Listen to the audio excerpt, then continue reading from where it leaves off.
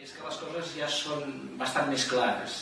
És a dir, no és que hi hagi un dret a l'autodeterminació dels pobles reconegut enlloc,